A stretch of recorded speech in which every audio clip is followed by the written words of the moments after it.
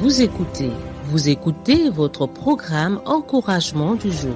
Vous écoutez votre programme Encouragement du jour. Bonjour.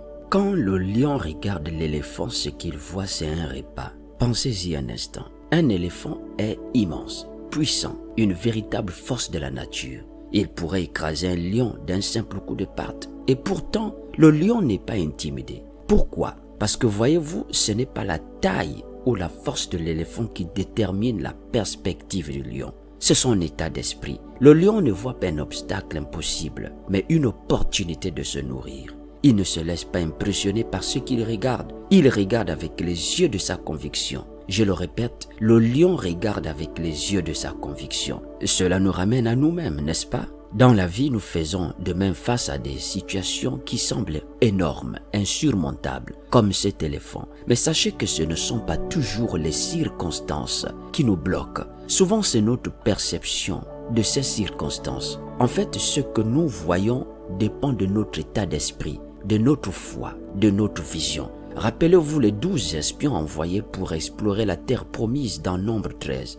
10 d'entre eux sont revenus découragés, disant « Nous étions à nos propres yeux comme des sauterelles, et c'est ainsi que nous étions à leurs yeux. » Mais Caleb et Josué ont vu les mêmes géants, les mêmes défis, et pourtant ils ont déclaré avec audace « Montons, emparons-nous du pays, car nous en serons vainqueurs. » Quelle était la différence? Un problème de vision. C'était la vision. Caleb et Josué ne se sont pas concentrés sur la taille de l'obstacle, mais sur la grandeur de leur Dieu. Ils ont compris que ce qui compte, ce n'est pas ce que vous voyez, mais comment vous le voyez. Et toi, cher auditeur, quand tu fais face à un défi, le vois-tu comme une montagne infranchissable ou comme une opportunité de grandir et de vaincre? Frère, ton état d'esprit peut transformer, ne l'oublie pas, une peur en force, un obstacle en tremplin. L'enseignement à retenir aujourd'hui, c'est que les circonstances, vois-tu, ne définissent pas ta vie. C'est la manière dont tu les perçois qui fait toute la différence. En changeant ta vision,